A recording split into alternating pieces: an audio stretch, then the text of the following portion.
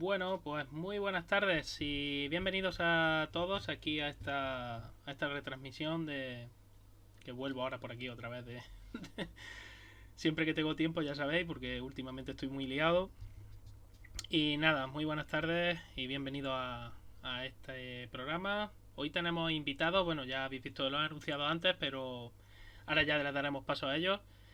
Antes quería agradecer a nuevos seguidores del canal, Dijor23, o como se pronuncie, ZHZ20 y Mart, o como se pronuncie, 1000. Bueno, pues bienvenidos al canal y espero que os guste y que lo disfrutéis y lo paséis bien. Voy a saludar también por la gente del chat. Buenas tardes, Xavi. Sí, ya te contesté, hombre, pues para que estuviera un poquito al tanto de lo que íbamos a hablar. Muy buenas, Betty. Y ya veo que los ismaelitas van haciendo de la suya ya en el chat. Que deben de estar ya deseando que pase ya a presentarlo. Así que bueno, pues aquí los tenéis. Ya voy... Vamos a ver que pongamos la pantalla ahí. Y nada, ellos son Ismael Bani Andrés y Ismael Pérez, más conocidos como los ismaelitas. Y nada, que ellos mismos se presenten y expliquen un poquito eso de los ismaelitas y todo eso, de dónde viene. Le dejo a Ismael, que es el cliente originario de todo, lo de los ismaelitas. El nombre, bueno, ya lo contaremos.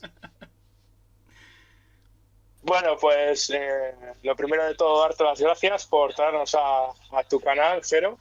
Y, y es un placer pues estar por aquí y compartir charlas y hablar del motorsport, que es lo que nos gusta.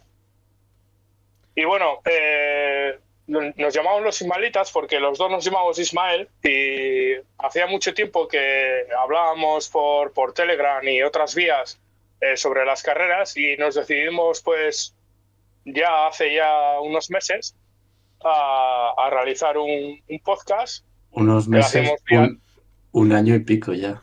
Bueno, un año y meses, pico ya. meses un... Bueno, déjame que mi construcción o mi relación del tiempo es, ya sabes, muy Sí, peculiar. de temporada en temporada, como yo. Y bueno, el caso es que nos juntamos y bueno, pues decidimos hacer un podcast y contar nuestras pijadas y hablar del motorsport de manera desenfadada, ¿no? Sin un guión propio y contar pues lo que opinamos y como no nos debemos a nada ni a nadie, pues al final hablamos sin, sin ningún peaje a la hora de hablar, para que me entendáis. sin, Y sin, bueno, yo sí, sí, como se suele sí, decir, dime. sin filtros, ¿no, Isma? Efectivamente, efectivamente. Y por eso hay gente que les gusta, ¿no? Que hables así y que no te andes siempre con el típico protocolo. Pues perfecto, chicos. Si queréis explicar algo más, también, bueno, el podcast os pueden buscar en muchos sitios, ¿no? Tengo entendido. Sí, en iVoox, en Anchor, Spotify, también emitimos en Twitch para que la gente nos vea, nos escuche en directo mientras lo grabamos, porque nosotros directamente vamos del tirón, no, no hacemos A ni saco. exacto lo que sale, ni editamos ni nada, para adelante con todo. Muy bien. Bueno, pues Mira, como ya decimos lo de ir a saco e ir al grano, ya habéis visto, os he puesto ahí ya las dos ruedas de la discordia, ya sabemos. El primer tema que quería tratar con vosotros, porque bueno, estos temas los he tratado anteriormente, pero desde un punto de vista muy técnico. Y ahora pues quería tratar con vosotros ya desde otra mirada y desde otra, digamos, perspectiva. El tema de las carreras en lluvia. He puesto estas dos fotos, estas dos ruedas para ilustrar, la intermedia y la de lluvia extrema. Y un poco para sondear vuestra opinión, ¿no? Sobre todo lo que está ocurriendo.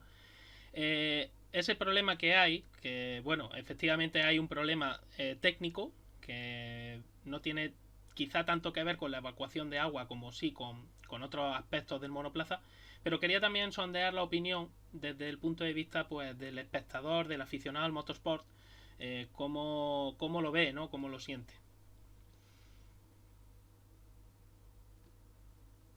Si quieres, dale. Vale, voy yo. Pues diría que de los dos neumáticos que tienes en pantalla, uno posiblemente sea el mejor de Pirelli, y el otro el peor. O sea, los dos polos, completamente.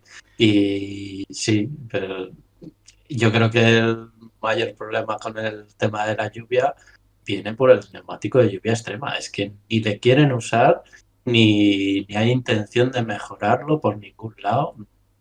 No hay nada, no hay nada. Por eso tiene la problemática de las carreras en lluvia. Yo creo que viene mucho y también yo creo que también de los reglajes, de no poder, de ya tener tan parque cerrado tan estricto, de que durante las carreras de lluvia o cuando, pues si pues la clasificación es en seco y la carrera en lluvia, el no tener la opción de cambiar los reglajes para que funcionen mejor ese tipo de neumáticos. ¿Y el otro Isma, qué opina? Sí, a ver, estoy con Isma en este sentido, ¿no? Probablemente el neumático intermedio de Pirelli sea el mejor neumático de la gama total de los neumáticos que tenemos actualmente en Pirelli. ¿Por qué? Porque o pasamos de neumáticos en seco o muy duros o demasiado blandos. Y realmente este es un neumático que el crossover, el cambio de, por ejemplo, de intermedios a seco o de extrema lluvia a intermedios hace que el rango sea de trabajo sea mucho más amplio con este intermedio. Entonces te facilita mucho más la vida. Es, digamos, hablando vulgarmente, como si sería un neumático de calle, más polivalente a la hora de pilotar en según qué condiciones de pista. Luego, también quiero decir que influye mucho. Hemos podido ver prácticamente en 3 semanas o en 2 semanas cómo hemos pasado de un circuito urbano que desaloja, por norma general, los circuitos urbanos desalojan muy mal el agua, y más siendo en un circuito que está al nivel del mar y en la zona del mundo que hay mucha humedad, y hemos pasado a otro circuito que tiene mucha humedad también por el sitio donde está, que es Suzuka, pero que es un circuito que tiene mucho desnivel y que tiene unos drenajes mucho mejor que Singapur. ¿Qué ha pasado? Que los equipos, concretamente en Suzuka, aun en condiciones de llevar neumáticos de lluvia extrema, han preferido optar por montar intermedios por esa confianza que tienen del propio agarre del neumático. Luego hay un tema a tratar, yo creo muy importante, que es más que el desalojo de agua de los dos neumáticos, que yo creo que el de extrema lluvia desaloja bastante agua. El problema es la niebla, ¿no? O la Sí, lluvia uh-huh. el spray, Uh-huh. propiamente dicho, que se genera, que es uno de los principales problemas que lo tenemos nosotros en el día a día de nuestra casa, ¿no? En el día a día de ir a trabajar y tal, porque mismamente yo el otro día cuando iba en un trayecto se puso a llover y había tal cantidad de agua en la carretera que no veías más allá de 15 o 20 metros delante tuyo. Y claro, la velocidad la tenías que reducir porque no sabías lo que te ibas a encontrar delante. Entonces, es un problema que yo no sé si será fácil de arreglar, el tema del spray en la lluvia, porque es un mal endémico de la Fórmula 1 y de muchas otras categorías. Sí, además, mira, ahora que has dicho lo del intermedio, me estaba acordando, ¿sabéis? Hay situaciones en las que incluso la pista secándose y el crossover con el neumático ya liso, con el neumático de seco, por tiempo sería posible.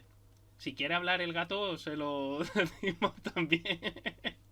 Siempre es un invitado. Aquí ya está, como siempre, a molestar. Me han enviado un tuit esta tarde que de pegarle en la pared y tengo que hacerlo. Se lo podemos decir, oye, que así ya sondeamos también la opinión, a ver lo que le parece. Que seguramente nos va a decir lo mismo, que el neumático de lluvia extrema no sirve absolutamente para nada. Pero Está muy influenciado. está, claro, Así claro. que no puede. No. El tema, ya digo, volviendo al tema ese, cuando se empieza a formar ese carril de seco, ese famoso carril de seco, los propios pilotos prefieren seguir usando el intermedio porque saben que les va a dar algo más de tracción, sobre todo cuando encuentren algún charquito o algo, salvo que el neumático esté muy deteriorado, ¿no? Y la verdad es que yo también estoy de acuerdo con vosotros. El neumático de intermedio es realmente uno de los mejores neumáticos, o si no, el mejor neumático de la gama de Pirelli. Y el neumático de lluvia extrema, realmente yo creo que faltan muchas pruebas, ¿no? Y demás, pero sí es cierto que al final volvemos siempre al mismo tema, el spray. Y es verdad que en las carreras en lluvia, y para eso iba a poner otra imagen ahora, precisamente hablando del spray, aunque esta imagen no es concretamente de este año. El año pasado, bueno, ya sabemos que además es un problema que viene de hace ya muchísimos años en Fórmula 1 y sobre todo desde que los coches crecieron tanto. Y es un problema endémico.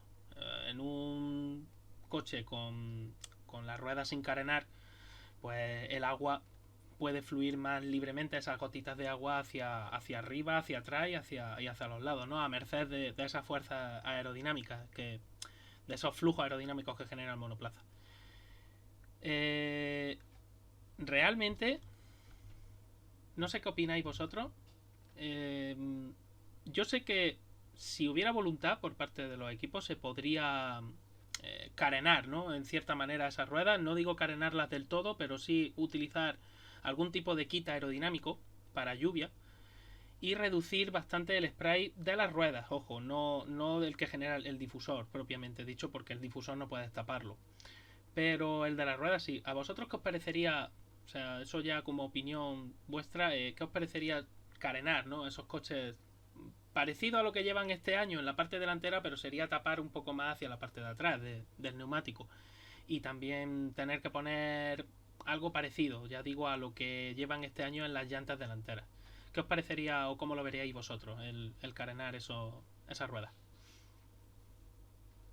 Pues es que yo creo que pensándolo con el tema de levantar el agua, podría ser una pequeña solución, pero yo creo que lo que más agua levanta es el difusor y es lo que genera más cortina de agua.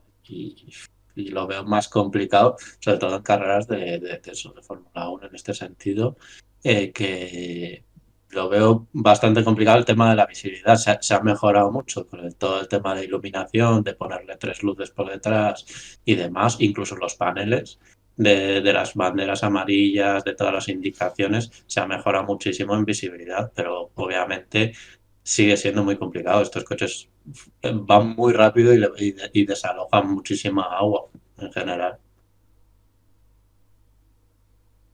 A ver, yo creo que el principal, digámoslo así, fuera parte de lo que dices bien, Jero, de carenar las ruedas. Sí, no, además perdona que te interrumpa. Sí. He puesto esta imagen Sí. precisamente para ilustrarlo, porque como bien ha dicho Isma, Sí. realmente el difusor y los elementos aerodinámicos del monoplaza generan una cantidad de spray que es enorme. Digo lo de carenar las ruedas porque se puede hacer. Técnicamente se puede hacer y hay gente que lo ha propuesto. Pero quería preguntaros a vosotros esa opinión porque yo tengo mi opinión al respecto. Yo sé que no es la solución definitiva, pero quería Es que preguntaros por cómo lo veis vosotros. dos ejemplos de semicarenado, pues las antiguas generaciones de los Fórmula E, y me estaba viniendo ahora a la cabeza los IndyCar. Los IndyCar, la rueda trasera va mucho más cubierta y antiguamente con el aerokit antiguo de que tenía también por detrás, también va bastante carenada. Pero no recuerdo ahora mismo cuánta estela ha levantado. Seguramente menos, porque al final un IndyCar tiene mucha menos velocidad que un F1. Y menos potencia aerodinámica. Ujú. Sigue Isma. Yo lo que quería, no tengo mucho aporte en este sentido porque eso sería un trabajo de hacer pruebas, ¿no? Pruebas y en túnel y tal y en el circuito, pero aunque suene mal, ¿no? O suene, entre comillas, muy cutre o muy antiguo, lo único que te hace que salga reducir el agua para que salga hacia atrás, o sea, reducirlo, es una faldilla. Sí. Las típicas faldillas de toda la vida. ¿Qué pasa? Es algo muy cutre o poco vistoso, ¿no? A la hora de ver un Fórmula 1. Imaginaros un Fórmula 1 con faldillas. Aparte que aerodinámicamente pues sería brutal. Generaría un drag brutal, ¿no? Nefasto, sería nefasto, ya te lo adelanto. Pero lo que ha dicho Isma, tú cubres carenas las ruedas, pero el difusor, el canal del difusor, sigue estando ahí. Y en esta foto que tú tienes del Mercedes de Lewis Hamilton, si te das cuenta, mira toda la tromba de agua que sale justo por detrás del alerón trasero. Es que es una pasada. Y son los del año pasado, ojo, que a los de este año tienen mucha más potencia el difusor de la que tenía el año pasado. Mucha más potencia de succión, quieres decir, ¿no? Sí. Hacia el suelo. O sea, en un coche de ahora ese spray debería de verse todavía más alto de lo que se está viendo ahí en esa imagen.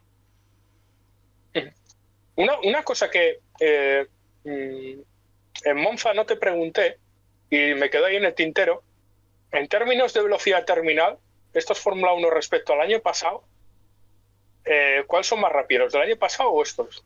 Lo que es velocidad terminal, si hablamos de velocidad máxima, los Fórmula 1 de este año son capaces de alcanzar mayor velocidad máxima porque generan menos resistencia al avance. Pero es que también han perdido carga. O sea que al final,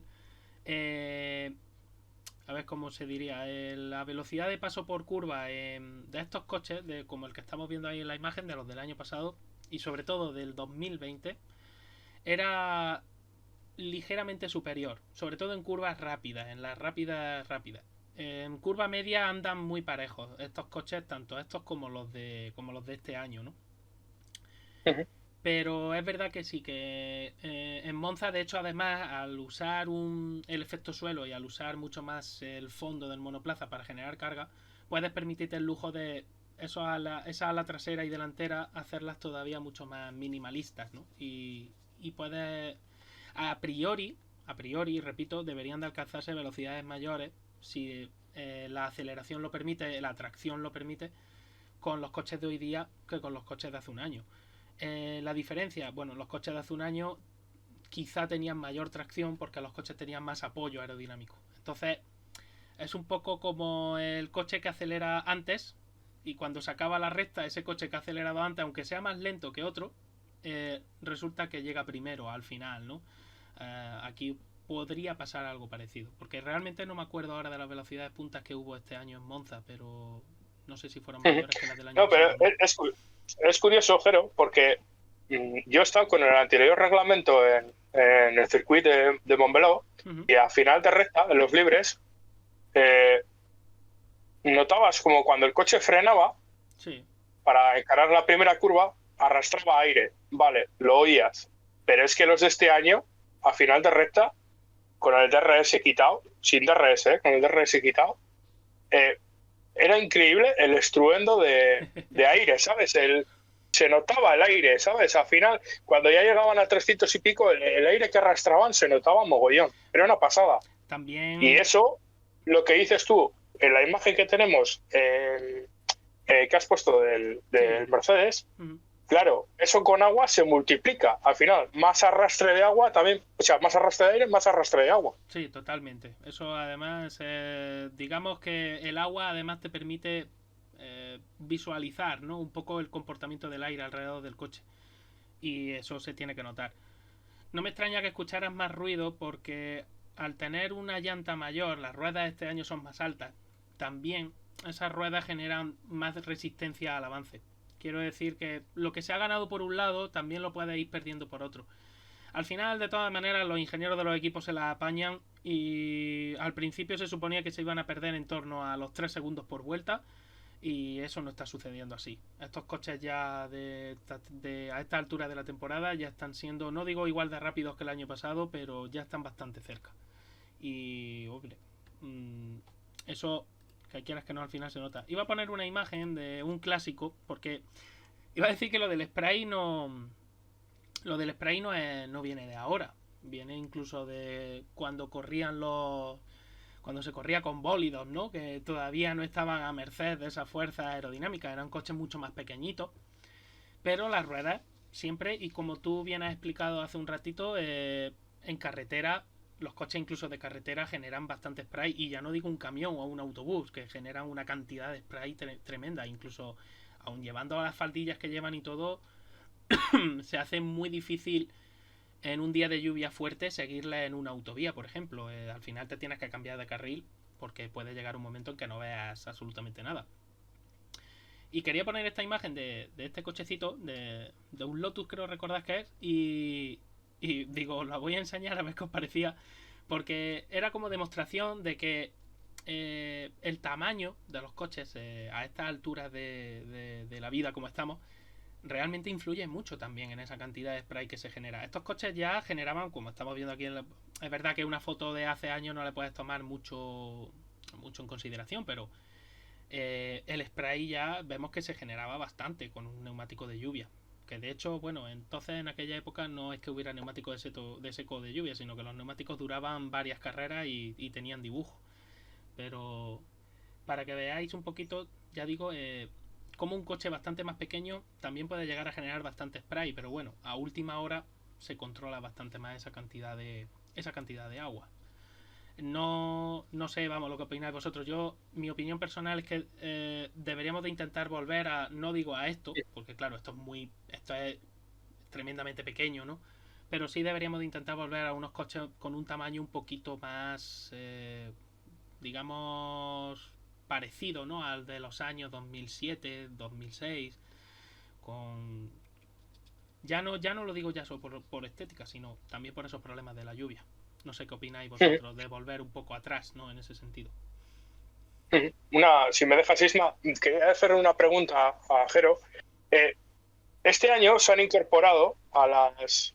¿Me veis, no? Sí. Se han incorporado a los neumáticos de 18 pulgadas, sobre todo en la zona delantera, unos derivadores de aire para canalizar mejor el aire que viene de adelante hacia atrás. Vale, ok. En los alerones delanteros o en la zona del difusor, en la parte lateral exterior, ya sabemos que son los elementos más importantes, ¿no? Para que la carga del coche actúe, ¿no? Y tenga un buen rendimiento. Pero obligar o trabajar, es que al final es trabajar en ello, ¿no? En un túnel del viento, etc. Obligar a que haya unos derivadores de aire, que el flujo de aire de las ruedas expulse hacia afuera todo el aire para que, digamos, que la rueda esté más libre, ¿no? de aire sucio o agua. ¿Se podría hacer? No sé, es una pregunta, una teoría que tengo en mi cabeza. Bueno, de hecho, en las delanteras ya se hace. Puedo buscar, no sé si encontraré la imagen. Creo que tenía yo una imagen, pero no sé si la encontraré. Precisamente de las delanteras, en las salas delanteras. Vamos a ver si tengo yo por aquí algo. Si no, podemos sacar de alguna imagen frontal de un monoplaza. Si puedo encontrar algo, pues. Incluso, vamos, espera un segundillo, que aunque no la tenía preparada, pero la puedo buscar. Porque, claro, imágenes de otros directos tengo por aquí. Esta misma, aunque es de la portada de... Esta imagen es de la portada de... La portada que preparé para YouTube del análisis que hice de vuelta de vacaciones. Y además en esta imagen se va a ver muy bien eso que me estás tú comentando, ¿no? Vais a ver el Ferrari desde la parte frontal, el ala delantera y esos derivadores, ¿no? Que básicamente para lo que están es para limpiar un poco el flujo de aire sucio que genera en su giro la rueda delantera. Quiero que os fijéis en la parte trasera, la rueda delantera izquierda, en la imagen, sería la parte trasera, veis que se forman como una especie de vórtices. El agua perfectamente los dibuja. Y eso es precisamente porque tanto con el ala delantera, esa especie de pletinita curvada que se coloca en el endplate del ala delantera, y lo que es pues eso, entre el tapacubos y lo que es esa pieza que se coloca en la parte interior de la rueda delantera, por la parte de abajo hay un generador de vórtices también. Y precisamente provoca eso, ¿no? Provoca que el aire limpie toda esa zona de ahí. ¿Qué es lo que ocurre con estos coches que el año pasado ocurría de otra manera?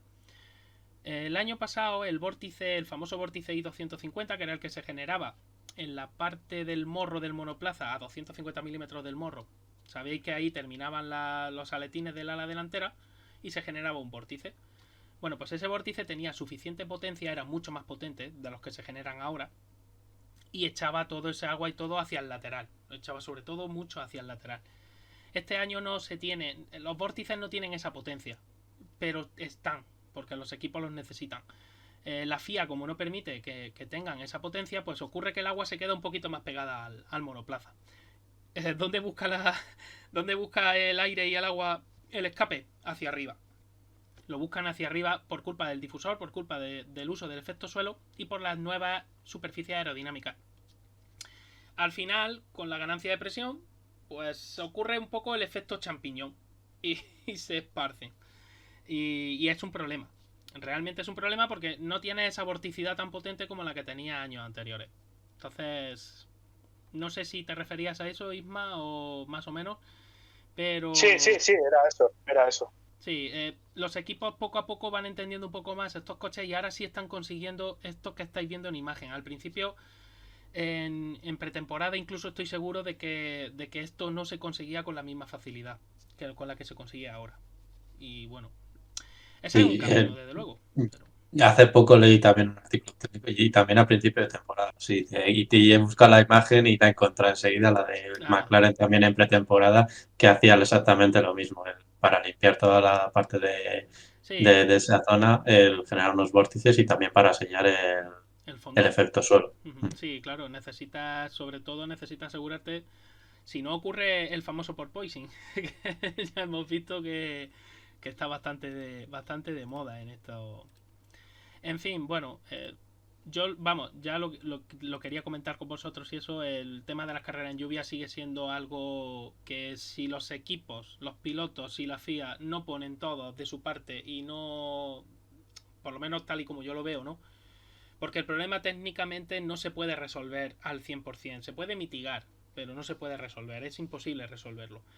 Entonces tienen que poner de su parte equipos, el suministrador de neumáticos, los pilotos y la FIA, pues para llegar a un acuerdo de, digamos, ¿no? Y poder, no sé, ofrecer al espectador algo, ¿no? Que no se quede, que cuando caiga mucha lluvia en un circuito, otras categorías sí participan y sin embargo esta gente se queda guardada en boxes prácticamente. O si es en carrera, pues sale el señor Ben Mailander o el del coche médico a dar vueltas, pero aquí no se mueve nadie. No sé cómo lo veis vosotros. Sí, completamente de acuerdo. Al final tiene que ser por parte de todos. Parte de la FIA que podría meter la posibilidad de levantar el parque cerrado cuando hay carreras de lluvia. Claro. Por parte de los pilotos, el respetarse las banderas amarillas, todas esas cosas y el tema de visibilidad.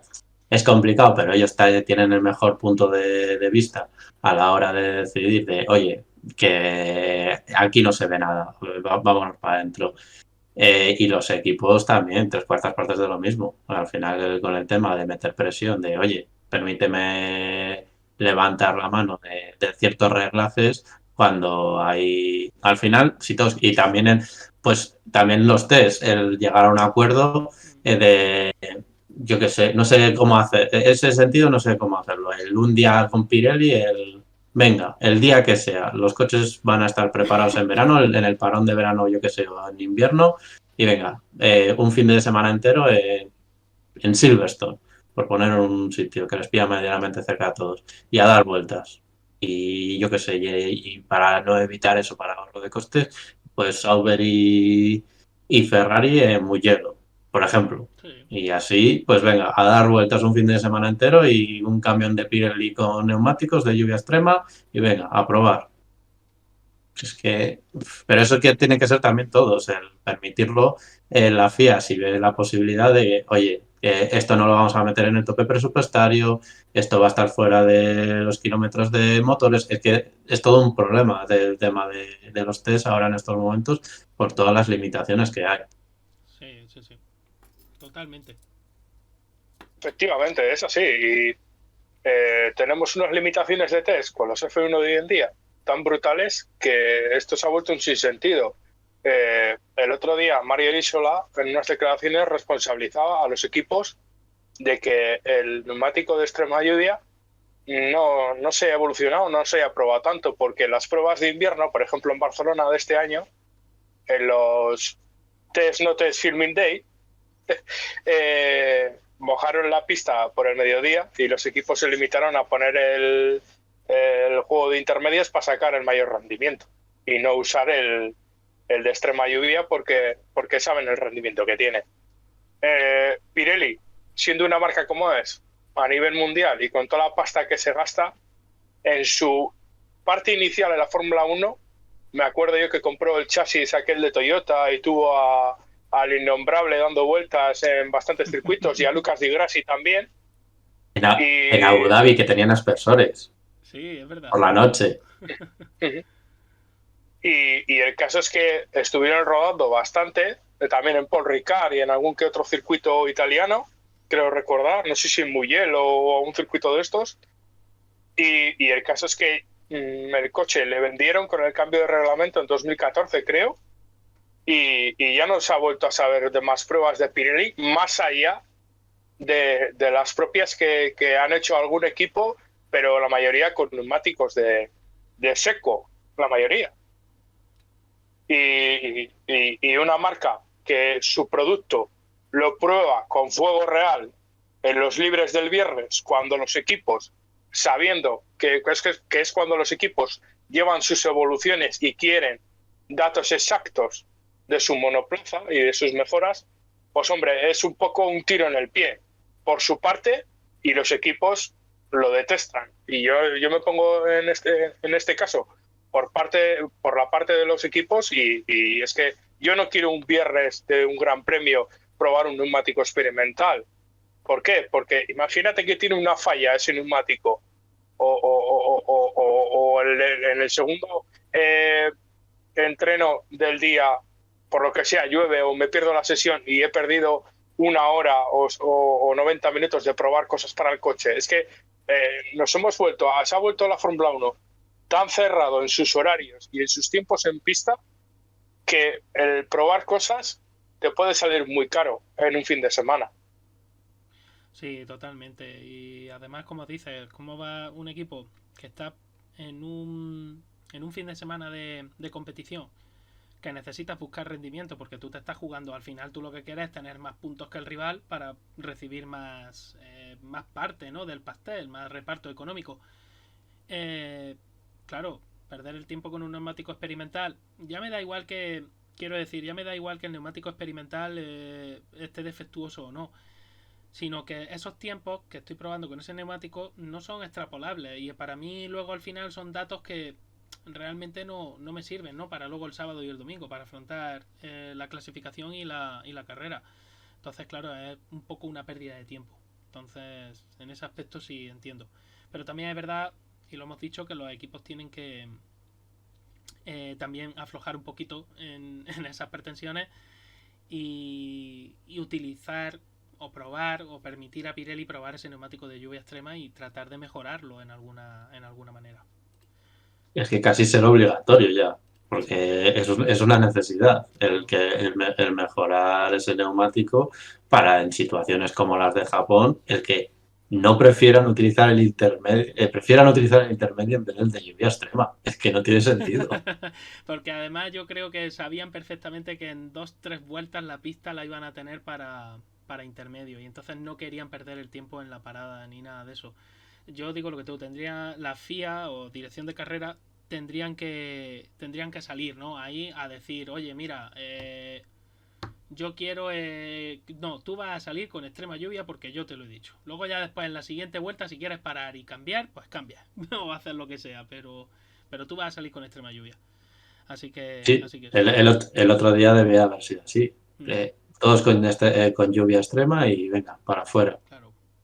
En fin, bueno, he puesto esta imagen ahora del famoso techo presupuestario. Por cierto, muy buenas a Manolito Roda, que está por aquí ya, y a Warrior también. He puesto esta imagen porque, como viene reflejado desde que empezaron, desde los 175 millones de dólares hasta hacia 145, luego 140 en este año 2022 y 135 para 2023. Y como yo sé que vosotros aquí sí estáis también bastante bien informados, pues quería que me dierais vuestra opinión primero de todo y lo más importante. Ahora que ha ocurrido, ¿no?, lo que ha ocurrido con Red Bull y Aston Martin. ¿El techo presupuestario vale para algo? ¿No vale para nada? ¿Qué es lo que opináis? ¿Lo dices tú, Ismael, o lo digo yo? Es una mandanga, o sea... Es que no se puede Mira, controlar. Esto no es sí, un club deportivo que solo se dedica... Es que lo hemos dicho 20.000 veces, lo llevamos diciendo desde el principio de temporada en nuestro podcast. Es que esto no es un equipo deportivo que solo tiene dos pilotos y dos coches y se dedica solo a esto.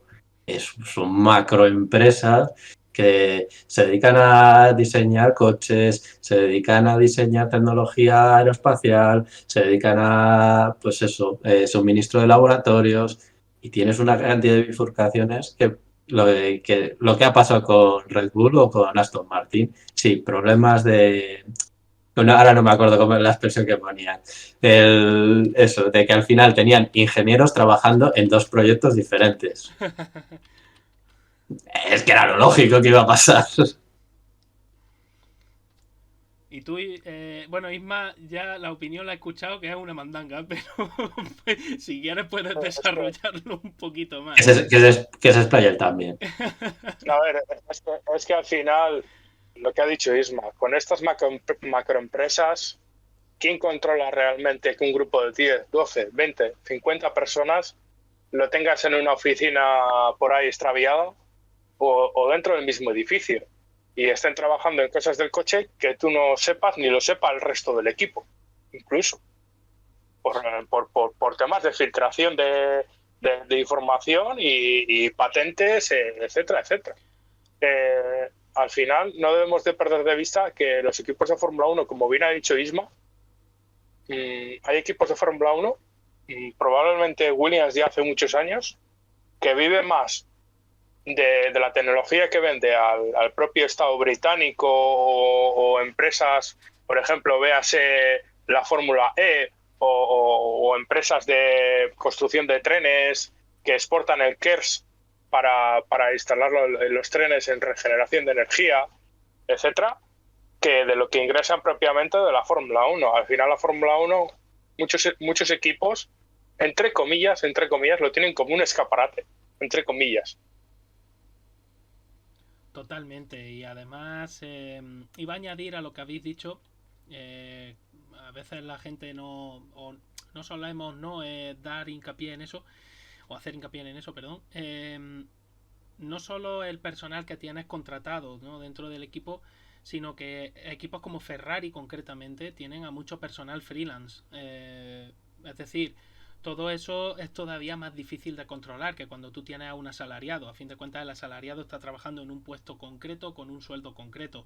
Un freelance, ¿cómo lo controlas tú? ¿No? Me refiero, lo puedes tener en un departamento, puede estar en otro, o puede no pertenecer a ningún departamento, ser un consultor externo oficialmente, ¿no? Y luego extraoficialmente estar el tío ahí, dale que dale, ¿no? Sacando piezas y haciéndote cosas. Entonces, mi opinión es exactamente la misma que la vuestra. Esto, sin un control más férreo de cuentas y aún así son empresas multidisciplinares que al final es prácticamente imposible controlar los flujos de dinero. Y aparte que por muy organismo regulador que tú seas, tú solo tienes derecho a controlar lo que es la parte de la Fórmula 1. Pero el resto, la empresa te puede decir, oiga, este no es su negociado, a mí que me cuenta, ¿no? Y también nos hemos dejado el acuerdo entre equipos, que luego después tenemos eso. Ingenieros de AlphaTauri yendo a hacer cosas a las instalaciones de Red Bull, Haas con oficinas dentro de Maranello, pues la gente yendo a eso, a las instalaciones de Sauber a utilizar el túnel de viento, pues es que es eso, al final, hasta incluso dentro de la misma categoría es complicado porque hay acuerdos técnicos entre los mismos equipos que no puedes controlar qué cantidad de información se pasan el uno al otro. Claro, totalmente. Mira, como nos dice Xavi en el chat, alucina, por ejemplo, los sobrecostes de Red Bull han sido en catering. O sea, claro. Sí, yo cuando lo leí, joder, han invitado mucho VIP. Está clarísimo, se le ha ido de las manos los VIPs. Claro, eh, escuchábamos o leíamos, ¿no?, las declaraciones de Hamilton el otro día, llorando otra vez. Porque, ¡ay! Es que, claro, con eso han mejorado mucho el coche al final. Que dan ganas de recordarle a Hamilton cuál era el coche más rápido las últimas 4 carreras de 2021. Pero es curioso eso, ¿no? Entonces al final ocurren cosas histriónicas, hilarantes como esta que hemos leído ahora, que nos ha recordado Xavi, u otras cosas que van a salir, seguro, porque van a salir. Entonces, yo lo veo ridículo desde mi punto de vista. Espera, yo quería decir una cosa. El relato del 2021, con toda esta maraña de cosas, ¿no? Con lo que pasó con Masi y ahora con lo del límite presupuestario que se le está dando, yo creo que una sobreinformación, ¿no? O demasiado bombo por parte de la prensa, sobre todo británica, que al final le interesa, o se está viendo, ¿no? Se verá con el tiempo, cómo están inventando o están creando un relato para pensar que el 2021, el Mundial de 2021, fue un robo o un tongo a favor de Red Bull. Y es verdad, al final, si te das cuenta, gran parte del sector británico, o la gran mayoría, lo ha enfocado de esa manera. Y así lo vende. Sí, totalmente. Y otra cosa, antes de que cambies de tema, me ha gustado una cosa que ha dicho Isma, que, hostia, Haas tiene oficinas dentro de Manarello. Yo quería que los planes de Haas se hacían en el bar de la esquina de Manarello, porque básicamente yo creo que los han hecho ahí. Él llega con un USB. No, en la máquina de... directamente en las máquinas de vending de café. Se pasan ahí las chuletas. Que casualmente ha salido un Ferrari blanco. De esas elucubraciones de Haas. Tú verás. Bueno, añado además lo de Haas cuando empezaron en esto de la Fórmula 1, cómo se permitían. Sabéis que están las piezas estándar, las piezas que son propiedad intelectual de los equipos y las piezas que los equipos pueden, digamos, vender, ¿no?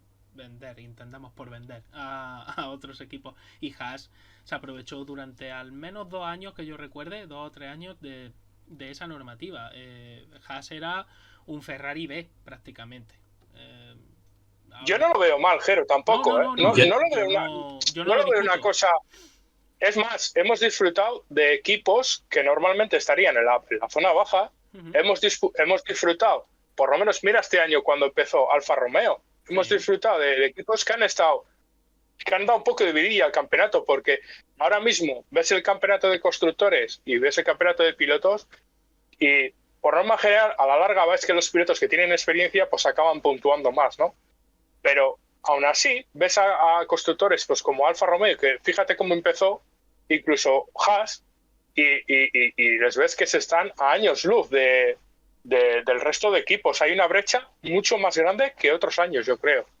Sí, yo venía a reflejarlo porque, repito y vuelvo al kit de la cuestión, es muy difícil controlar ese tope presupuestario realmente teniendo en cuenta este tipo de cosas que hacen los equipos. Entonces, creo que, bueno, de cara a la galería y de cara a un público, digamos, que compre este tipo de, ¿cómo llamarlo? Acciones efectistas, ¿no? Así como fuegos artificiales o algo de eso. Bueno, pues esto es como la sostenibilidad, el ecologismo, pero luego nos llevamos 200 generadores diésel a un gran premio como el de Singapur, o nos movemos... Hola, Singapur. Es que, claro... todo hola, esto... Las Vegas. Hola, Arabia Saudí. Claro. Ya sabéis, la última, ¿no, Pejero? No, dime. Pues que ha dicho el organizador del Gran Premio de, bueno, básicamente el Estado saudí, que no le importaría albergar dos grandes premios de cara al 2026, que es cuando termina el circuito permanente en una ciudad cercana a Jeddah. Pues... Y que albergaría en Jeddah el circuito urbano, entre comillas, y porque las instalaciones son fijas ya, las del paddock y todo han quedado fijas, y luego pues el circuito que están haciendo. Pues mira que tengo sensaciones encontradas, porque es verdad, apartando un poco lo que es la política y todo ese tipo de mandangas, ¿no? Podríamos decir, el circuito de Jeddah a mí no me disgusta, ese urbano tan rápido que han inventado. Si no hubiera todo lo que hay detrás, sería realmente, para mí, un circuito, a ver, es peligrosillo en algunas zonas, pero realmente a mí me gusta. Es un circuito rápido, no sé lo que pensáis vosotros de eso, pero a mí personalmente sí me gusta. No, sí, a mí también me gusta mucho por El trazado, vamos. Ujú. exacto, el trazado en sí, por la fluidez de las curvas. Claro. Porque al final no es lo habitual en las últimas construcciones de circuitos de Fórmula 1 y volver otra vez a curvas redondas es Eso un es. placer. Y aparte, al ser urbano, los tiros de cámara, lo que siempre hemos reclamado, de que la sensación de velocidad se estaba perdiendo muchísimo, que no se representaba la velocidad que realmente tenían estos coches, en ese circuito se nota, pero muchísimo, pero Sí, muchísimo. totalmente. Bueno, si queréis añadir algo más que no hayamos comentado del límite presupuestario o de algo de Fórmula 1, y si no, pues Yo pasamos. lo que decías de compartir las piezas y demás, al final yo ese tipo de filosofía también la comparto, Ujú. porque es muy habitual en otras categorías y Haas lo viene utilizando porque en su momento lo hacía en NASCAR, en otras categorías se hace, es muy habitual el que equipos pequeños compren porque no tienen para construirlas, pues a Sí. equipos grandes, Ujú. pues cierto tipo de piezas. Y por ejemplo, en NASCAR está pasando este año con muchas piezas que se las construyen o son de construcción fija, que están teniendo de eso muchas penalizaciones porque tienen modificaciones o lo que quiera que sea. Claro, porque compro, pero luego ya me encuentro cositas. Uy, la he limado de más, ¿qué habrá pasado? O la he montado mal, ¿qué ha pasado? ¿Qué ha pasado aquí? Claro. Bueno, Y nada, y el otro Isma. por finalizar el tema Fórmula 1, nada, la confirmación de lo que hablasteis en otro día en GPK, y que se venía hablando ya desde Singapur más o menos, la confirmación de que Palou estará en los libres 1 de Correcto, Austin es verdad. Ujú. y que Pato Howard también estará en los libres 1 de México con McLaren. Y también otro piloto que no se ha dicho nada, o sea, no se ha dado el bombo, pero que Theo Pourchaire estará con Alfa Romeo también. Pensaba que ibas a hablar de Andretti, que le habían contratado en jóvenes pilotos. Por cierto que me encantó, no sé si la gente que está ahora mismo viéndonos y vosotros, me encantó en Twitter ver pues ese afán, ¿no? De algunas personas por ser yo lo sé, pero no puedo contarlo, ¿no? Ya sabéis a lo que me refiero. Es un clásico, sí, es un clásico de la Yo lo Fórmula 1. dije, yo lo dije primero. Aquí lo leíste primero. Y Es el que hecho es que todos sabían son, que era el cornudo y menos él. yo sí, tengo noticias de que va a llover. Pues vale, sí, te lo pongo y dentro de 4 meses. Sí, ¿ves? Ha llovido. ¿Ves? Está lloviendo. Aquí se dice, Yo hay una expresión en mi familia es de cuando llueve muy poquito, es el decir, ha llovido lo suficiente para ganar una apuesta. Pues esto es lo mismo. Pues yo, hombre, puedo decir, tengo contacto con Iván Roldán de McLaren, de Arrow McLaren, pero realmente yo sí puedo decir que no escribí nada porque no sabía exactamente qué era lo que iba a suceder. Sí sabía que iban a probar en libres, que McLaren tenía la intención de probarles en alguna ocasión, pero realmente no. Yo hablé con él no me soltó prenda o no lo sabía. Y, y bueno, yo podría haber puesto también un tuit de eso, ¿eh? Y hubiera quedado también igual que ellos, pero bueno, preferí guardar silencio, Todo, que es mejor. todos, desde que supimos que iba a hacer un test o que al final empezaba a solucionar las cosas con ganas y iba a hacer un test, era casi lógico Era porque ya lógico, totalmente. no había ningún sitio en España donde se fuera a correr, así que el único sitio donde queda es el que más publicitariamente se le conoce a Palo, que es Estados Unidos. Claro. Y Howard, pues obviamente era sí o sí iba a ser en México. Hombre, Howard por su nacionalidad y Palou, como has dicho, pues claro, él es campeón, él ha sido campeón de Indy, el primero español, pues oye, si lo probamos en Austin, pues mejor que mejor. Bueno, Quizá, Jero, perdona, quizá posiblemente Palou cuente, entre comillas, con menos presión por ser un circuito que conoce sí. y por no estar, y entre comillas vuelvo a hacer, no estar en su casa ni delante de su público.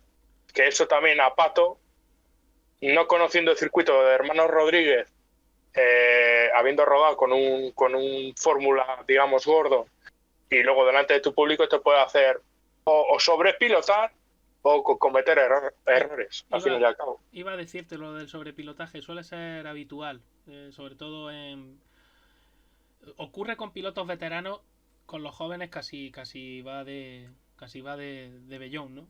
Casi va derechito.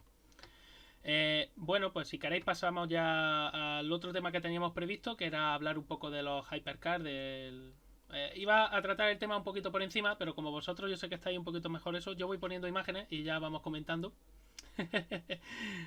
y lo vamos viendo.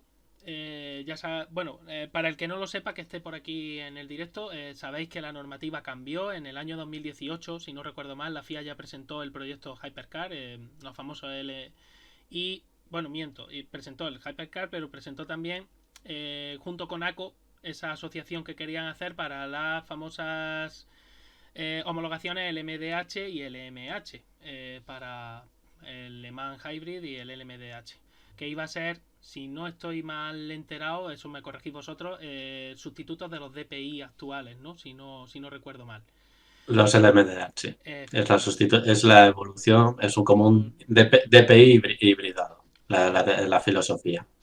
Bueno, he puesto esta imagen, bueno, pues un poco para situar a la gente. Realmente el Hypercar, el del Toyota ahora mismo es digamos, es el que está partiendo la pana, ¿no? Porque realmente competencia ahora mismo tiene Alpine, que es un LMP1 disfrazado, y esta gente de Glickenhaus, que bueno, es muy bonito el proyecto, pero realmente pues no tiene el poderío económico que tiene Toyota.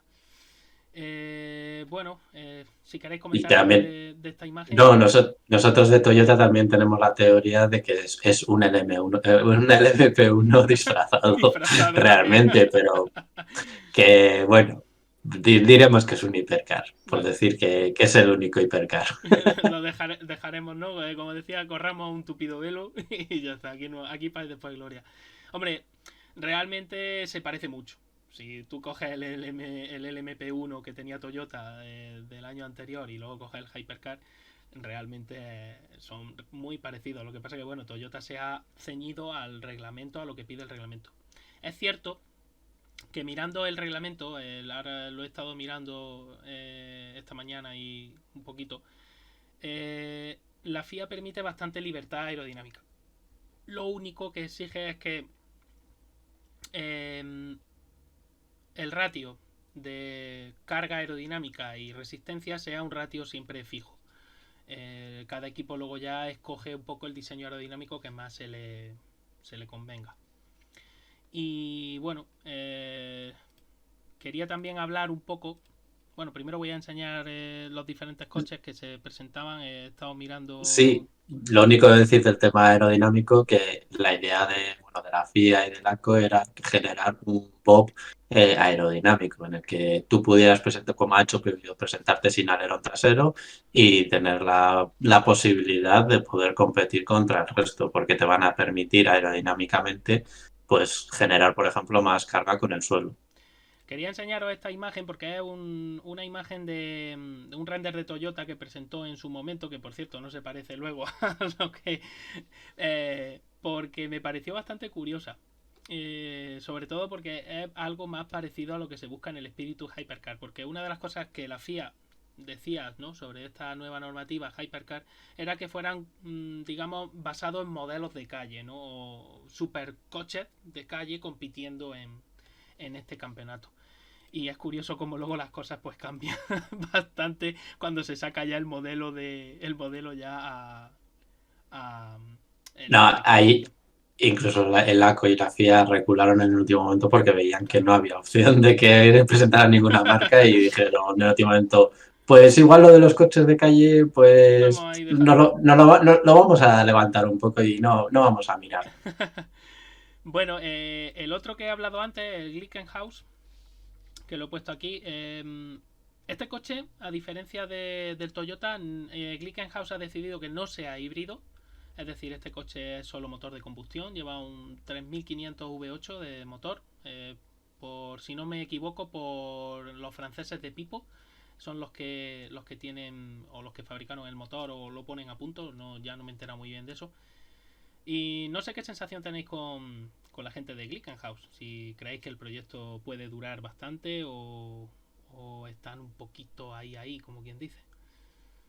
Eso ahí ya lo que quiera el propietario. Al final hasta donde tenga ganas. Porque, por ejemplo, ellos siempre ha tenido el sueño de tener un GT3 homologado, pero nunca la ha llegado a tener. Tiene los GT3 compitiendo en Nürburgring porque es el único sitio donde se permiten construir coches no homologados, en este sentido de GT3. Sí, sí, Y sí. ahora parece que sí que se ha puesto un poco más en serio porque ha generado varios proyectos con esto de Le Mans y también pues con la evolución, creo que es la tercera generación de coches que ellos hacen, que le está homologando para calle y también un todoterreno con el que compite en bajas y creo recordar que era de hidrógeno y en el futuro quería competir en el Dakar con él también, o sea que se está planteando unos proyectos de futuro de ampliación de la empresa que si económicamente él puede, pues van a seguir, pero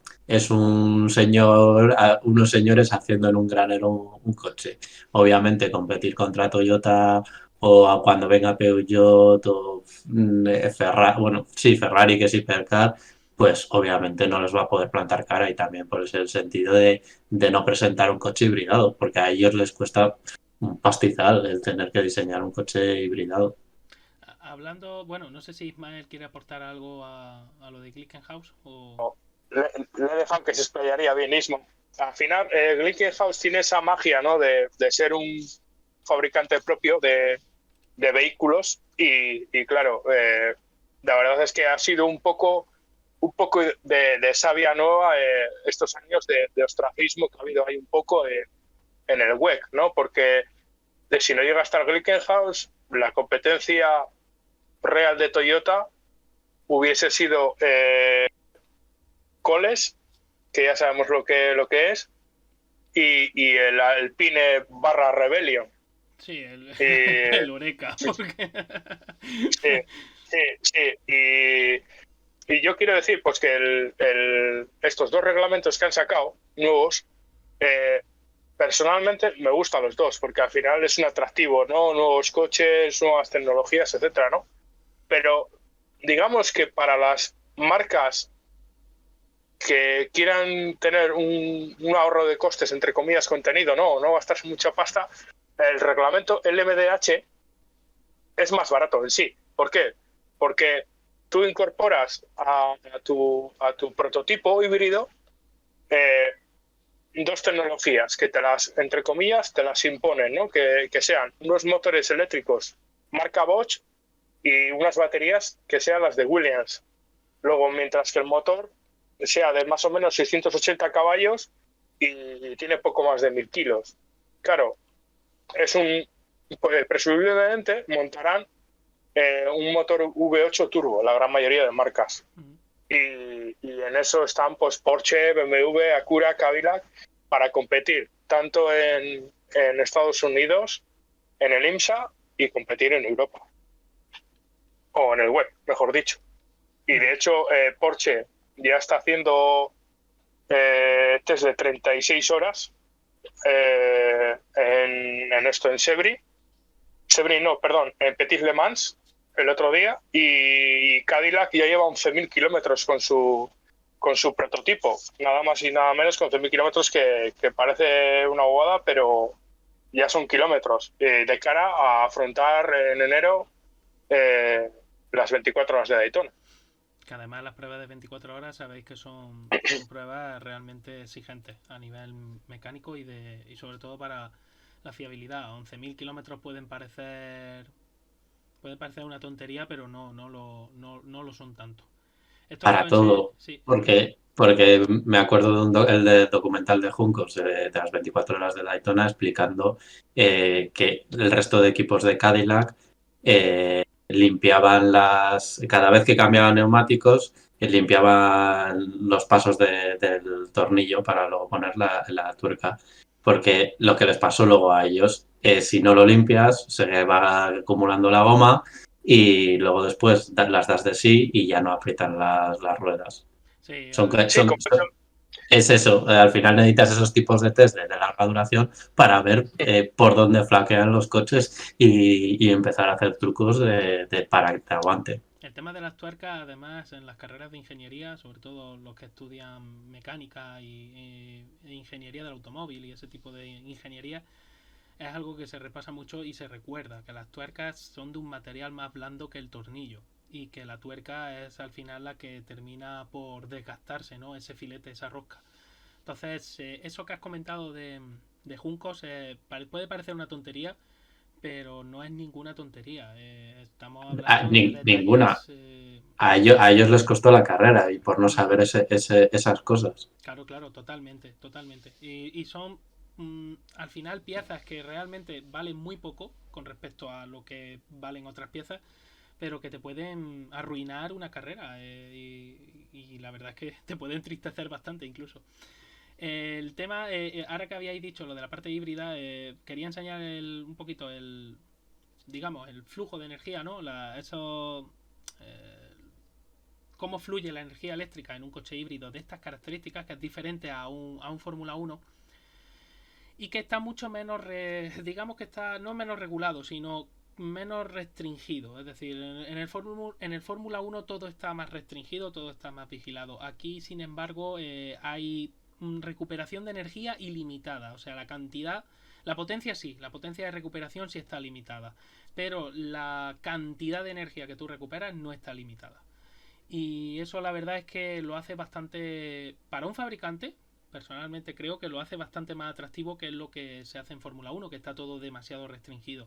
Y luego que no hay MGUH. Eso, desde luego, es lo que más celebrarán toda la gente de Le Mans, porque el hecho de que no haya una MGUH, eso simplifica muchísimo este diagrama, ¿no? Y ese flujo. Simplemente por si teníais curiosidad por verlo y tal, lo he recuperado de la normativa actual del WEC. Y me ha parecido bastante curioso, la verdad, porque sobre todo eso, que permiten recuperar energía toda la que quieras. Y ya digo, ha sido bastante curioso. Sí, Y incluso en el antiguo reglamento de la MP1 estaba incluso por tipos de regeneración, uh-huh, cantidad eléctrica que tuvieras, creo que eran desde 4 hasta 10 megajulios o algo así era. No me acuerdo ahora muy bien. Y cada uno pues se iba adaptando pues eso, a la cantidad de que lo podía ir llegando. Por ejemplo, Toyota al principio empezó un poco porque empezaba con motores atmosféricos y al final no le quedó otra para generar más, meter un motor turbo para tener más generación eléctrica y más. sí, aquí, bueno, recuerdo ya por último, el motor eléctrico en el caso de estos coches va asociado, o mejor dicho, manda la potencia al eje delantero. Y el motor térmico, la potencia va al eje trasero. Eso es imperativo, FIA, en este reglamento. En el anterior, el MP1, si no recuerdo mal, había más de un motor eléctrico, ¿puede ser? Había libertad, Había podías libertad. te podías ponerlo en la parte trasera o, por ejemplo, Toyota, que creo que lo tenía como está ahora, parte trasera, motor de combustión, 4 motores y luego delante tracción tenía integral. acción integral Tracción al final. integral. Claro. Una cosa que este año le han bopeado a Toyota es lo que comentabas antes, es la entrega de energía. La entrega de energía este año a Toyota se la han puesto a partir de 190 kilómetros por hora en adelante. ¿Por qué? Porque era tal la ventaja que sacaba, digámoslo así, en bajas velocidades, que es donde arrasaba, literalmente. En esa aceleración inicial, ¿no? Claro, efectivamente.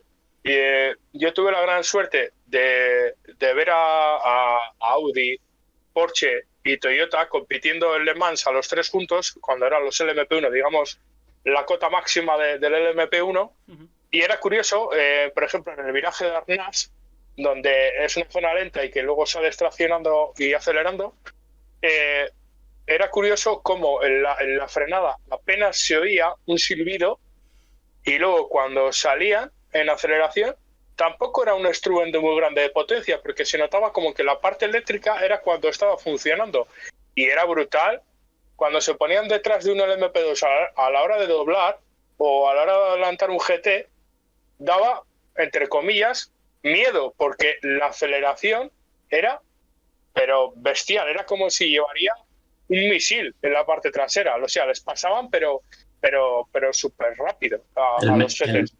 el mejor ejemplo también para quien lo quiera ver, cuando estuvo Alonso, las resalidas detrás de los safety car, cuando los LMP1 estaban detrás y pegaban el pisotón y ya en 2 segundos casi se levantaban toda la fila. Sí, sí, sí. Bueno, además eso es normal teniendo en cuenta si tú utilizas un motor eléctrico de una potencia, bueno, en este caso los LMP1 tenían motores eléctricos más potentes que los de la Fórmula 1.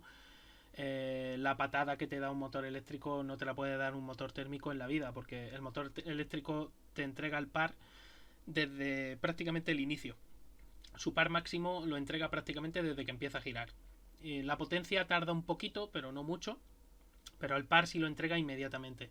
Y claro, esa patada pues no se puede comparar con un motor térmico nunca en la vida.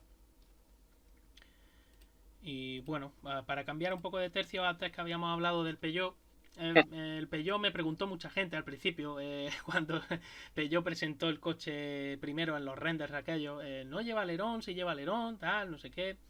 Y claro, me preguntaron a algunas personas si se podía hacer un coche sin alerón, si sería la carga suficiente. Y entonces yo les remití al famoso Chaparral 2J, que, que no llevaba, no llevaba alerón. Era una caja de zapatos con dos electroventiladores que extraían aire de la parte inferior y el coche pues competía y competía, además fue bastante competitivo y de hecho pronto le cortaron el grifo y le obligaron a retirarse. En este caso concreto, bueno, Peugeot no lleva electroventiladores, pero sí, un coche puede correr sin ala trasera en un Le Mans, porque lo único que tiene que cumplir, repito, es esa L partido por D, que es el ratio, el coeficiente, ¿no? de la carga que genera partido por la resistencia. Creo recordar que era de 4-1, si no me equivoco, y en Fórmula 1 eso es un poco menos que imposible de conseguir, pero en este tipo de vehículos que llevan las ruedas carenadas y que lleva una carrocería mucho más compacta, es relativamente sencillo. Luego otra cosa es que consigas que el coche tenga apoyo o no, ¿no? Pero no sé qué os parece el Peugeot ya estéticamente, aparte, y eso a mí personalmente creo que a mí me convence. Luego, claro, las pruebas en Monza y demás que hubo, la verdad es que el coche muy competitivo no era. Pero por Le, aspecto sí me gustó. le faltan muchos kilómetros todavía que recorrer. Tuvo El muchos equipo fallos. al final, exacto, es un equipo de fábrica y sabe lo que es Le Mans y al final yo creo que al final estarán ahí. Pero de momento lo que se ha visto esta temporada están muy verdes todavía. Pero el coche en sí a mí me parece precioso, me parece muy bonito. Y, y luego después al final es más el Bob, realmente, en este sentido. No puedes opinar de que un coche sea competitivo o no, porque al final los van adaptando. Ahí es ya lo que queda el organizador. Sí, es lo que ha dicho antes Isma, ¿no? A Toyota ya le han aplicado el BOP, o sea que podríamos esperar todavía otro BOP más para el año Y, que viene. y por eso sufre tanto con Alpine. Bueno, no, igual ya para el año que viene posiblemente no. Empiecen, que yo Podría espero, ser de porque al cero, ¿no? final, sí, porque al final tienen que equilibrar a todos otra vez y con los nuevos equipos, los nuevos coches, el MDH que antes no estaban, pues con todo eso que tienen que empezar a equilibrarse y a ver cómo hacia dónde lo direccionan, porque posiblemente haya marcas en las que se mosqueen en tema de hipercar, porque por ejemplo un Toyota que se está gastando la millonada en un hipercar y te venga un Porsche, por ejemplo, y te gane Le Mans y diga, oye, que se está gastando 10 veces menos que yo. Yo Totalmente, para eso me quedo en mi casa. claro. Y Isma, que Es a tú... lo que Sí, eso es a lo que quería entrar yo. En este caso, el Peugeot es un LMH. Quiere decir que es un coche en el sentido de que pueden, la principal diferencia con el LMDH da mucha más libertad a los fabricantes a la hora de permitir construir un coche desde cero. No necesitan un fabricante al uso como puede ser Ligier, Oreca o imagínate Dallara. Y el sistema híbrido puede ser fabricado por el propio constructor. Digamos que en este caso Peugeot fabrica todo, es fabricación suya propia, digámoslo así. Entiendo que batería, motor y todo, ¿no? Todo el sistema. Sí, sí, hombre. Toda la planta impulsora. Sí, el powertrain, que se llama. Sí, sí. Y para mí, como atractivo, tiene más atractivo esta categoría porque al final los fabricantes oficiales vuelcan su tecnología, ¿no? Que es lo que, entre comillas, luego se exporta a la calle, ¿no? Pero creo que, como bien ha dicho Isma, luego te viene un LMDH con tecnología importada de otros fabricantes y que le imponen, que es también un ahorro de costes, que puede hacer que te gane un Le Mans si tú tienes una avería por fiabilidad o por diferentes circunstancias en la carrera. Que el ritmo, igual de carrera, igual no es tan bajo respecto a los LMH, ¿sabes? Hay que saber diferenciar las dos categorías y que igual, cuando lleguemos a Le Mans o en Daytona, las diferencias no son tan grandes realmente de rendimiento. Porque, por ejemplo, BMW, cuando tenga el coche por la mano, o Porsche, tengan ya hechos test y sepan lo que tienen entre manos, sepan optimizar al máximo esa tecnología, por ejemplo, de Bosch o las baterías de Williams, sepan sacarle todo el jugo y le planten cara a estos coches que supuestamente tienen la tecnología que es oficial y debería ser mejor, ¿no? que otra que has comprado por ahí. Totalmente de acuerdo. Hablando de BMW, tengo por aquí la imagen. A ver si ahora la cargo. El BMW es un LMDH. Es que hay que saber diferenciar. Aunque sean parecidos, entre comillas, visualmente, cada uno tiene una categorización diferente. Sí, y además por lo que, vamos, lo estáis explicando muy bien. LMH, digamos que son coches muy prototipos, más libres, ¿no? En su construcción, en su diseño, y además permiten al fabricante usar su propia tecnología. LMDH... Sí, pero... sí. No, iba a decir, LMDH Williams Advanced Engineering, la que da la batería, Bosch da los motores, etcétera, etcétera. Claro, luego ya tú está en ti optimizar o no optimizar eso. La marca a la que te asocias es la que lo único que pone, como diría aquel, es el motor y estéticamente por fuera, como quiera que sea, comparado, pues eso, a sus coches de calle o estéticamente como quiera que sea. Sí, es lo único que realmente... ha metido aquí los famosos riñones, pues para intentar un poco que sea algo, ¿no? Parecido. Que luego sabemos que no tiene mucho que ver, pero bueno. No, sí, porque el MDH al final es una categoría que viene heredada del DPI.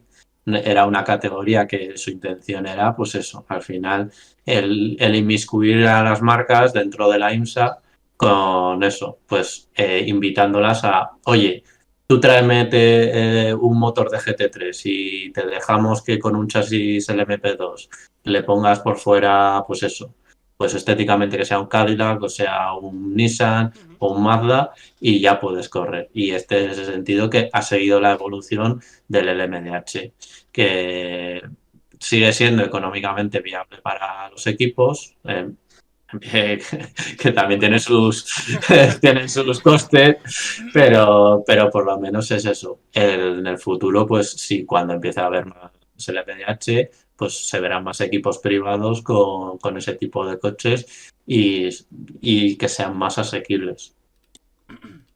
Quería entrar yo también, ¿no? Porque en el futuro tenemos a Lamborghini, que ha dicho que seguramente entrarán en el 2024, y Alpine. ¡Audi!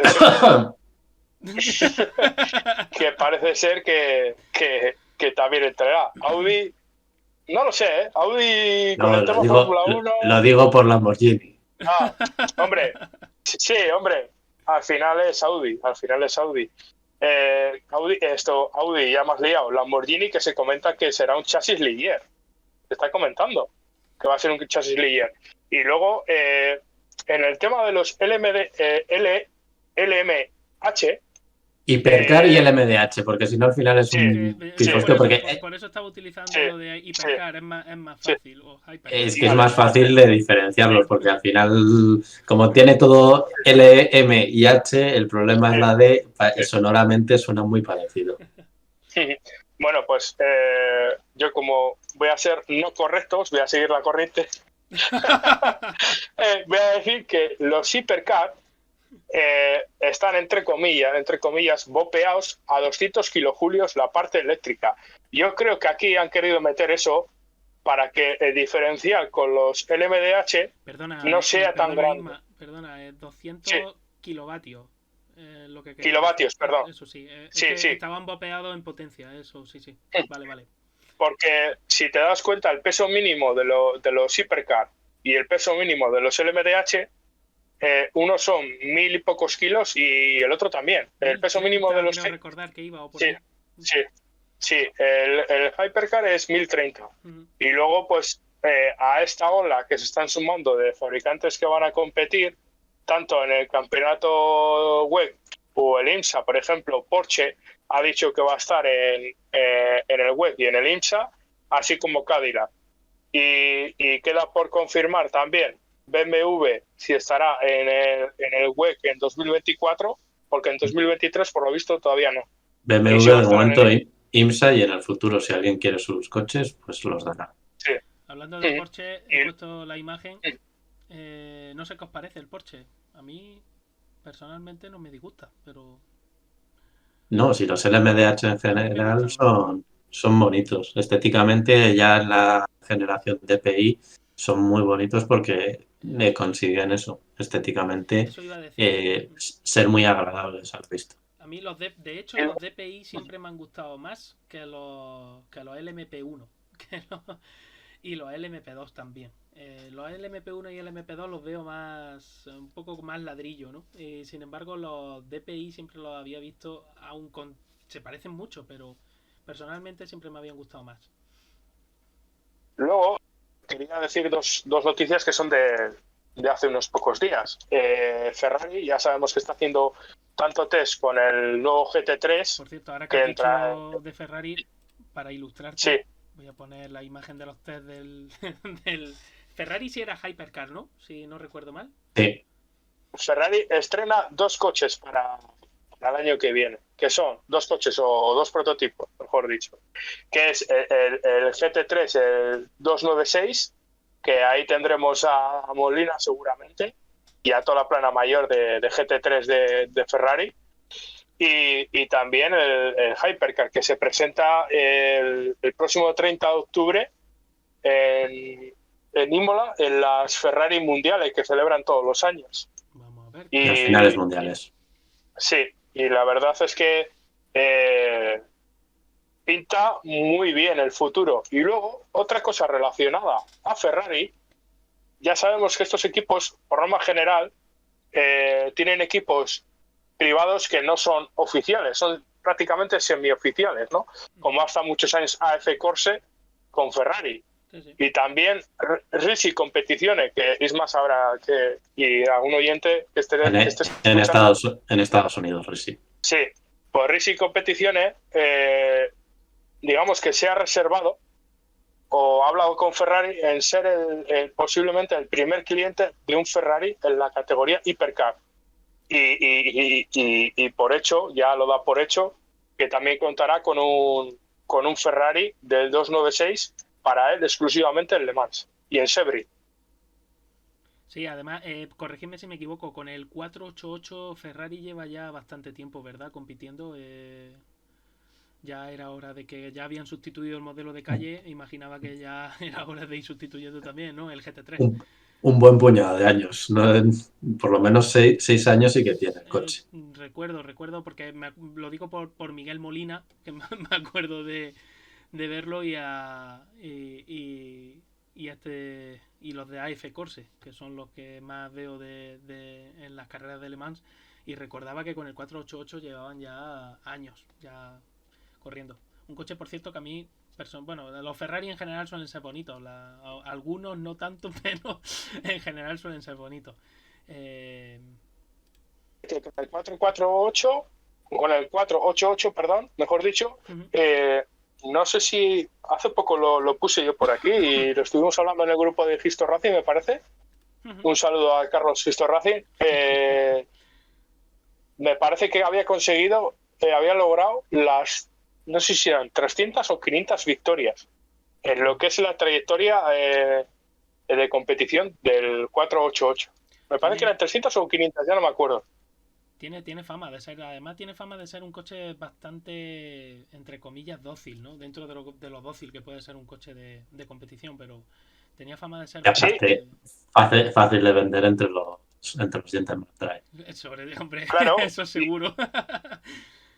Y coche que yo no daba un duro por él. ¿Por qué?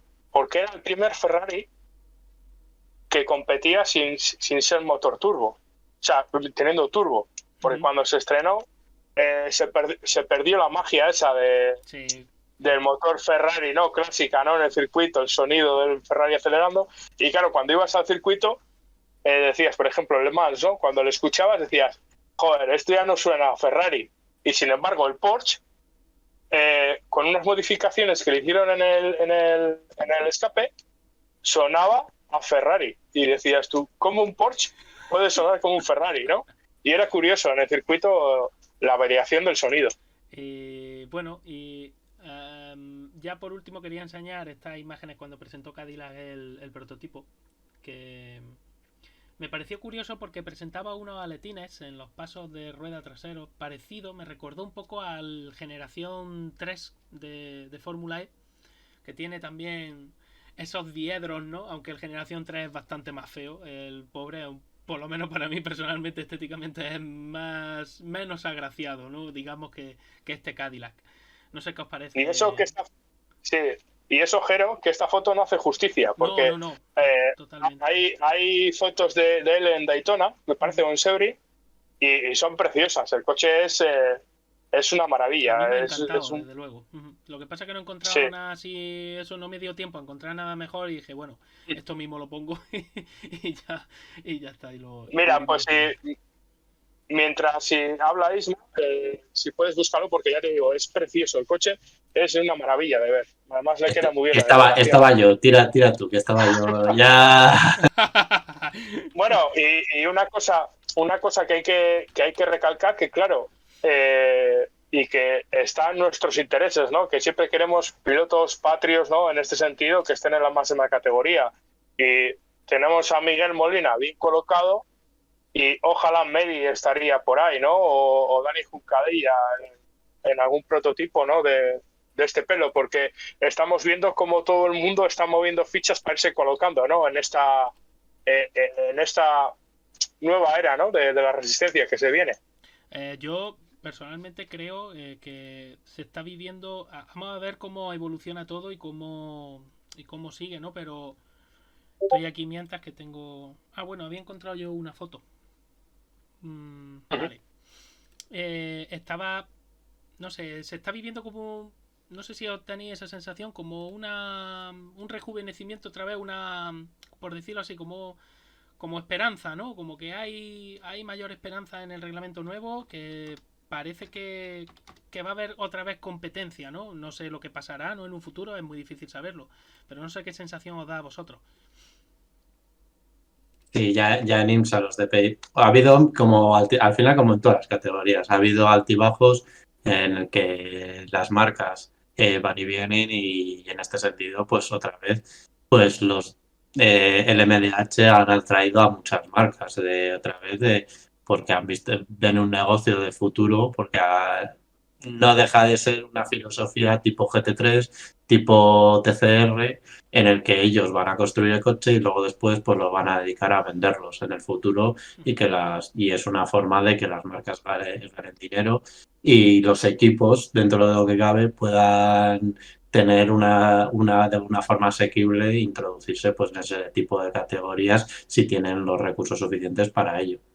Sí, Y sí. sí, yo lo veo bien y eso atrae. Y al final tener también una categoría como es en el Le Mans, un hipercar o demás que tiene tecnología híbrida que permite luego extrapolarlo, porque yo creo que Le Mans extrapola muchísimo más que Fórmula 1 en tema de tecnología de motores, iluminaciones y ahorros de peso también. Hay mucha tecnología ahí que se extrapola muchísimo directamente a los coches de calle. Totalmente. No sé, Isma, Y ¿tú qué opinas? no, a ver, es cierto que mucha de esta tecnología se está extrapolando para los coches de calle y luego no debemos de perder de vista que, por ejemplo, en el caso que hemos hablado de Ferrari del 488, Ujú. la venta de tantos superdeportivos, o en este caso del deportivo para competir, le ha sido muy rentable porque hay Ferraris en Asia, en América, en Europa, en África, pues habrá también, me supongo, en la zona de Sudáfrica, no lo sé, porque no veo carreras de Sudáfrica, pero que al En final Sudáfrica hay un nacional de GTs, pero ahora tendría que mirarlo, pero juraría que no utilizan GT3. pero a lo que voy, que al final muchas de estas marcas rentabilizan sus inversiones. Una noticia que ha salido también esta semana, creo, o la semana pasada, ya no sé, la memoria me juega malas pasadas con las fechas, es que Corvette, con su nuevo GT3, no va a dar el salto a Europa con el GT3, sino que se va a quedar en De Estados momento. Se Unidos. queda en IMSA, en el De WEC. Ya de momento. momento, claro, yo creo que es una Ellos prueba, van a priorizar clientes americanos y luego claro, después les sobran coches y, por claro, ejemplo, el Ada GT Master, eh, Callaway claro. querrá su Corvette porque lleva años con Corvette. Claro, claro. Claro, a eso voy, que al final es un negocio, que es lo que estamos hablando. Por ejemplo, Corvette, pues le interesa, ¿no? Y hacer un mercado en Estados Unidos, probar el coche y si suena la campana, llevarlo a Le Mans o lo que ha dicho Isma, de venderte algunos para el Ada GT Master o para un rico que se encapriche de él y llevarle a las 24 horas de Creventi por todo el mundo. Al final, no debemos de perder de vista que esto es un negocio. Y estoy viendo la foto del Cadillac aquí, la retransmisión de Twitch, y es que me pone muy guarro. Pues eso es porque todavía no hemos puesto el audio. Espérate que no me coja Twitch luego. Menos mal que pongo que esta emisión no es para menores de 18 años, ¿sabes? No, eso vuelvo a repetir, eso es por el audio. Cuando pongamos ahí vídeos, Cuando ya tengas vídeo con el audio va a flipar ya. Con eso. ¿Ese va a ese utilizar un motor de 5.500 centímetros cúbicos o estoy equivocado? El V8 tradicional que utilizan El que ellos. utilizan ellos, ¿ves? Sí, sí, sí. O sea, va a ser un Así nada, espectáculo. Este coche va a ser un Sí, espectáculo. suena a gloria bendita. Suena como, bueno, sí, ahora sí, mismo los NASCAR creo que utilizan un motor muy similar Mm, y viene heredado también del DPI. Yo creo que utilizan el mismo motor el DPI que era del antiguo GT3 del CTS. ujú. Bueno, pues yo creo llevamos. que Con la tontería sí, llevamos una hora y media pasada ya de hablando y eso. No sé. Aquí Hemos, las culpas al otro. hemos cubierto más ¿sí? que cubierto el expediente, de lo que yo esperaba. Buah, aquí creo que nos damos cuerda y porque no he tirado yo con otras categorías, que si no. Algún día luego tenemos que hacer algo ya más de eso. A ver si tengo más tiempo también yo. Yo es que el problema es que sigo categorías menos aerodinámicas, ese es el problema. Bueno, de mecánica también se vive, ¿eh? Vale, vale. O sea que no hay ningún problema. No Pues sé, aquí recomiendo una categoría que va a empezar ahora en breve entre Leo, el TN. muy bien. Otra que me recomendaron ver, que me han dicho que está bastante interesante, es el TC, el turismo de carretera argentino, que está bastante, Vaya dramas. bastante chulo. Tienen un drama con Sí, los coches nuevos. Tú fíjate, entrar un coche actual, enfrentarse, bueno, actual, porque también son chasis tubulares que realmente son por encima el coche antiguo, porque ya no es el coche. Eran coches de los 80 por ahí. Pues imagínate contra un Camry nuevo. tú verás. Un drama de todos los colores. No han sabido cómo han conseguido controlarlo, pero tienen la mosca detrás de la oreja que realmente se estaban guardando los de Toyota. Seguramente, Y no me extrañaría en no, absoluto. no hemos hablado, Jero, y antes de que cortes, no hemos hablado de que el WTCC El mundo de turismos. se va al carajo. Sí. Gracias, marcas. Os queremos. Sí, totalmente. Yo no sé al final de quién será la culpa. Supongo que estará repartida, ¿no? Quiero decir, al final estas cosas no suelen ocurrir solo porque una parte no hace las cosas, sino hay más partes implicadas. Y al final, como todos, como el antiguo WTCC. Parte de culpa tienen las marcas por acuchillarse entre ellos y al final el provocar que unas se marchen y otras no. Y parte del organizador por al final una categoría que podía ser más abierta a la hora de tener privados, de tener más gente, pues lo has cerrado a solo marcas y a solo pilotos oficiales, que al final lo que te provocan es esto. Dicanco tenía 5 coches este año, te dice adiós y venga, y te quedas con una parrilla de 8 coches. Bueno, los nacionales y subidas de montaña, etc., están dando palmas con las orejas para heredar esos coches. Ahora la cuestión es encontrarlos, porque yo solo conozco ahora 2 Licanco que están en Sudamérica y también en el chino de turismos, pero están en Sudamérica, en el TCR sudamericano, también casualmente con un equipo que en su momento apareció un piloto de Licanco, casualmente. Bueno, chicos. No, vamos a parar de rajar, que este hombre, si no estaríamos aquí hablando hasta las 4 de la mañana. Corta. Bueno, pues ya está. Si no tenemos nada más que añadir ya, pues sí, vamos a ir ya despidiendo a la gente. Y bueno, aquí han puesto que, mira qué bien, que estáis representando a las categorías del pueblo TM. No, yo represento a las categorías de la aldea TM directamente. Yo es que estoy más bajo. Es que se lo solté un día a quien lo hacía. Le dije, oye, ¿y el TN dónde está? Dice, ¿qué es eso? Pues así estoy yo. ¿Qué os iba a decir? Bueno, despedirme ya de la gente también. Muchísimas gracias también a vosotros por haber estado aquí conmigo, porque además me habéis ayudado muy mucho a rellenar un programa que en principio iba a durar bastante menos, así que me ha venido fenómeno vuestra presencia hoy. Y aparte, antes de que os vayáis, hacer la raid de rigor. No sé si tenéis alguna preferencia de los canales que hay ahora mismo emitiendo o simplemente porque estoy viendo que hay poco que ver. Habría que mirar. Y yo soy intensivo a ti ahora mismo en este momento que estés en directo, o sea que... Estoy viendo, está por ejemplo, hay mucho fútbol, eso sí, todo el que quiera, por lo que veo. Sí. Hay también, aquí hay un campeonato de refactor del MP2, mira, curioso. Mira, pues venga, pues dale. Adelante. Porque yo estaba mirando y ninguno de los que seguimos también no está en directo, solo estás tú en directo. Bueno, pues vamos a buscarlo. Vamos a hacer la raid. Y mientras pues también me voy despidiendo ya de la gente. Vamos a ver si lo encuentro. Un segundo.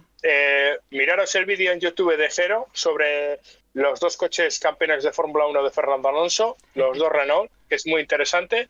Y buscarnos a nosotros en iVoox o en Anchor o en Spotify, que ahí estamos nosotros, los ismailitas, como suena. Y en Twitter también están, ¿eh? Exacto. O como pone por aquí, Ismavani a mí, que soy el que doy la turra subiendo los programas, y Ismael Pérez, también le podéis seguir también para seguir en otros canales. Los Ismaelitas, el podcast. Así que así lo podéis buscar.